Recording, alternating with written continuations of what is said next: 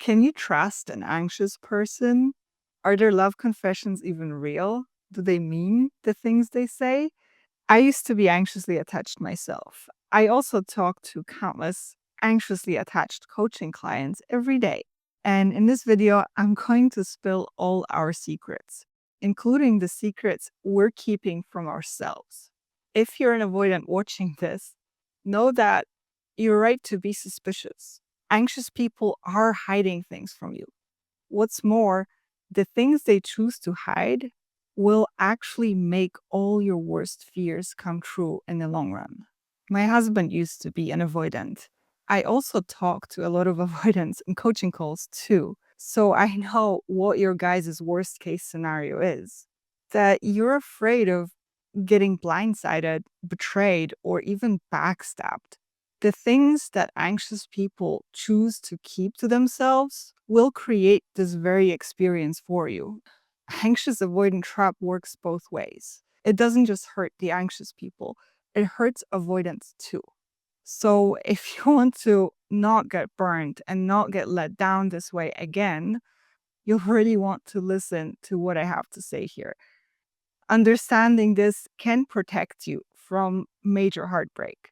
And if you're an anxious person who clicked on this outrageous thumbnail and title and you feel like that's not true, I'm not hiding anything, buckle up because you are. And even though you might not realize it, in hiding these things from your avoidant partner and from yourself, you're actually robbing them of a chance of doing something about it. You're robbing them of a chance of giving you what you want in your relationship. So you'll want to listen to this too. Hi, guys, I'm Karolina. And together with my formerly avoidant husband, we run this YouTube channel where we talk about attachment styles and breakups. We used to be stuck deep in the anxious avoidant trap.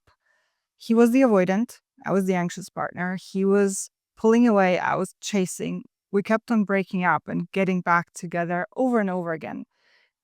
And that happened until I discovered the very first thing that anxious people are hiding from avoidance, which is their boundaries. That's right. Anxious people are blind to boundaries in general. I know, right? Crazy. It was mind blowing for me to realize this at the time. But if you're an avoidant listening to this and you hear anxious people are blind to boundaries, you're probably like, what? And if you're an anxious person listening to this, you're probably realizing, okay, there is a kernel of truth here. So the thing about anxious people is that we want to be endlessly giving. It's how we've been conditioned, often in childhood, by being given too much responsibility or by being punished for having boundaries. So we have this blind spot.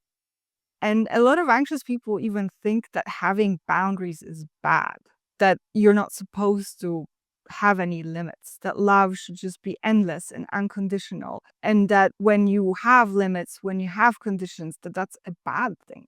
So the thing about this problem is that anxious people, because they're blind to boundaries, they don't realize it when you're overriding them. And that's also why they override avoidance boundaries. It's a blind spot. It's a conditioning. They override your boundaries, they override their own boundaries. It's a bit of an equivalent to avoidant deactivation, actually. Much like avoidants have this urge to pull away whenever things get uncomfortable, the same way when things get uncomfortable for an anxious person, our urge is to like push harder, to try harder, to be more giving or to be more pushy. We don't realize it, and we don't realize what it's doing to you, and we also don't realize what you might be doing to us. And the reason why it's so dangerous is because everybody has limits, everybody has boundaries, and I'm sure you know this. What happens when someone continues overriding your boundaries is a wall of resentment that starts building. And it's no different for anxious people.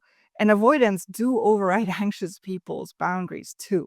To you, it might feel like a little push or like you can get away with it, or you're kind of used to it, that every time you ignore them, every time you're not there for them when they need you, or every time you're dismissive, that like they're still loving, they're still caring, they forgive you. So you're kept in this false sense of security in a way, when in reality, every time you do something that hurts an anxious partner, it causes their resentment to grow. It's just that they don't see it. They don't see it themselves, and then they don't show it to you. But there is this invisible wall that starts forming. And this brings me to the second thing anxious people are hiding from avoidance, which is that anxious people are afraid of confrontation. They're people pleasers. They're always going to put on a happy face and tone things down to not hurt your feelings. This puppy eyed, laugh bombing thing that they resort to after you've hurt them is their way to try to get you to be a bit more like them, try to get you to be a bit more loving. That's literally the only method, the only tool they have to try to show you, hey, something's not right. And in general, anxious people have a hard time standing their ground. They get shot down very easily if you're dismissive, if you're harsh, or if you accuse them of things. They're going to take it on board and blame themselves, or just think, okay, maybe I am overreacting, maybe I am being unfair. They're basically quick to doubt themselves. They can't stand their ground. They can't hold their truth. They're going to go with your truth. But again, that is not really a good thing, because it might feel like a win to you in a moment, but in the long run, it just means that there are all these things, all these feelings, all these thoughts that they never get to express. And these things will come out eventually. And when they do, it will be a shock to you that might create this very experience of feeling completely blindsided. Anxiously attached partners are generally people pleasers. They're afraid of confrontation because they get shut down so easily, but there's more to it. It's not just that they get shut down, it's also that they're afraid of your reaction. They're afraid that if they stand their ground or if they say something, first off, you're going to pull away, which avoidants always do, right? So they intentionally hide things from you because they know that if they speak them, you're not going to want to have a conversation about it. You're just going to pull away. That's not productive either, by the way, this kind of attitude. So, um, yeah, don't blame anxious people for being this way. Blame yourself for pulling away. Almost more painful than pulling away is, as an anxious person, when you communicate something to an avoidant, when they act like they don't care, especially when it comes to breakups and seeing other people. So when an anxious and avoidant couple breaks up, different people go about it differently, but like generally people continue interacting. Some people go on dates, other people don't. But avoidants generally tend to think that things are okay when anxious people are already kind of moving on. And this is one of these things that they keep to themselves. When anxious avoidant couples break up, anxious people will hide every sign of them potentially moving on. And that might include things like seeing other people or just getting over the avoidant partner. They're going to continue being love bombing and sweet while simultaneously potentially even seeing someone else who's already treating them better. And they're in this frame of mind like, why am I even chasing this avoidant when I have this other option? It's so much better. Like, why should I care? But they're not going to show it to you. And the reason why they're not going to show it to you is because they're afraid of your reaction. And they already know what your reaction will be. Because all avoidants react the same way when you tell them, I'm seeing someone else. And they do it by saying, oh, I'm happy for you. And that hurts, you know? That really hurts. It's like the worst thing you can possibly do to an anxious person because it just makes them feel like you never even cared to begin with. So they want to spare themselves that pain. They know you're going to play it cool. They know your reaction, like they can predict it. And they don't want to get burned for the millionth time. So they're going to protect themselves and hide crucial facts from you and blindside you and do all the things that make you feel betrayed and backstabbed. But in a way, it is the avoidance fault because, I mean, it's not just the avoidance fault. But before you start judging anxious people for all the secrets they keep and all the things they're not being honest about, you should be honest with yourself about all the secrets you keep and all the things you're not honest about. And it's similar in the sense that avoidants are also not fully aware of their feelings. So that's why they play them down. The same way anxious people are not fully aware of their feelings either. So they play them down. Just that avoidants tend to play down positive feelings. Meanwhile, anxious people tend to play down negative feelings. And this brings me to the third big thing anxious people hide from avoidance, which is everything that's negative about the relationship. And this includes all your flaws. Again, this is something anxious people actually hide from themselves or want to disregard. Your opposite puzzle pieces, and avoidance can be very critical and very scrutinizing and analyze everything that might go wrong. And anxious people are the opposite. They're going to be hopeful. They're going to think of all the positives and focus on the positives and disregard the things that might go wrong or the things that are not working for them for a while.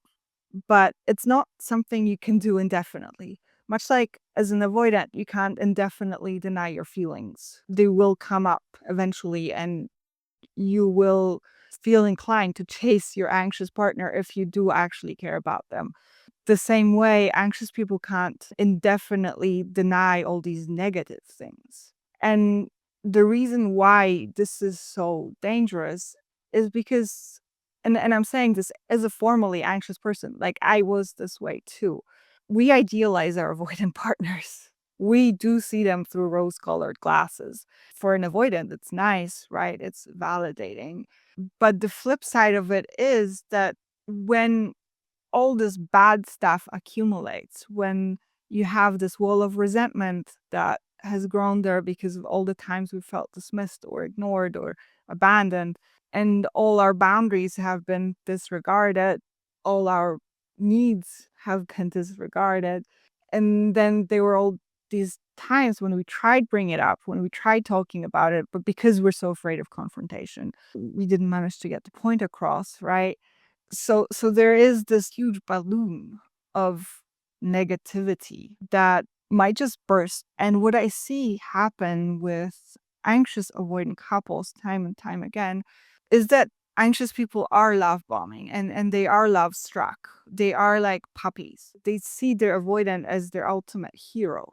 But then it kind of flips. If all these things just gather in the background, from one moment onto the next, the avoidant can go from being their biggest hero to being their biggest enemy, to being a complete villain, to being like someone they hate and despise and judge and reject.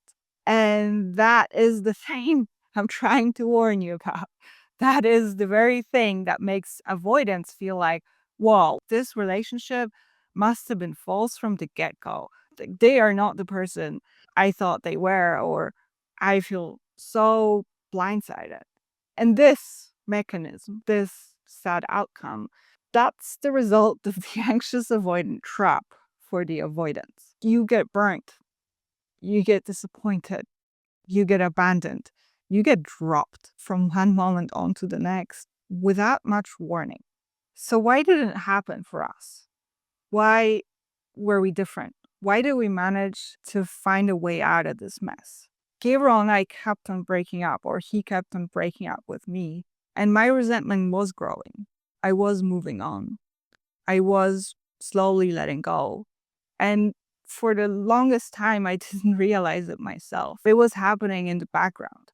But I guess the difference between me and a lot of anxious people is that I'm actually not afraid of confrontation. So as long as I was blind to his treatment of me and saw it as somehow my fault and thought of the pulling away and the breakups is like okay or his right or something, the resentment kept on growing. But then he did this thing where he did a very sweet, loving gesture and then broke up with me shortly after. And that made me realize it's a really shitty thing to do to a person. What's more, I was on this internship abroad for 2 months, and then Gabriel broke up with me a week before I was supposed to come back. That also felt like, what the hell? We were somewhat together for the whole duration of that internship. And now you want to end things now that we can actually be together. That made me realize this is not okay. You should not treat a person this way. And I did confront him about it. And I was angry. And I did decide I can't let him continue doing this to me. And he did initially try to shoot me down and try to be dismissive, but I had the ability to stand up to him and I didn't let him. What does this mean for you as an avoidant? First off, be weary every time you feel like acting dismissive and think of it as not that big of a deal. Think twice because it is a big deal. It does actually create a lot of damage in a relationship. Whenever your anxious partner is trying to communicate something, try not to shoot them down. Try to listen for your own sake, for your own protection, so that you don't get this devastated betrayal at the end of this. And if you're an anxious person watching this, know that you're setting the trap for your avoidant too. And this means that you can actually not make them fall into it, that by standing your ground more and insisting on your boundaries and being confrontational, you can get them to change. That this mode of like being loving and puppy eyes, as nice as it might feel in the moment, is how you're keeping yourself and your partner trapped. Both anxious and the avoidant is setting the other person for the biggest disappointment of their life, unknowingly. So these are the secrets that anxious people keep from avoidance. These are the lies that we tell you. These are the lies we tell ourselves. And if you're ready to do something about this, if you don't want to fall into this trap yet again, if you do actually want to find love and be able to count on your partner and trust your partner, doesn't matter what your attachment style is, you don't have to figure it all out by yourself. We can help you. If you're anxious, I can reassure you and I can build you up and help you stand up to your avoidant partner. And if you're avoidant, I can reassure you too and give you the courage to be a bit more vulnerable, to lean out a little bit. And that alone can make all the difference. It can protect you from getting burnt in the long run. So if you're interested, I'll link our coaching page in the description of this video. You can check out our availability. By the way, Gabriel can help you too. You can also get the avoidance perspective. I hope you found this helpful. I hope I managed to protect some of you from getting burnt by telling you all these secrets that anxious people keep. If you're looking for more content on attachment styles, be sure to subscribe to our channel. Thank you for watching.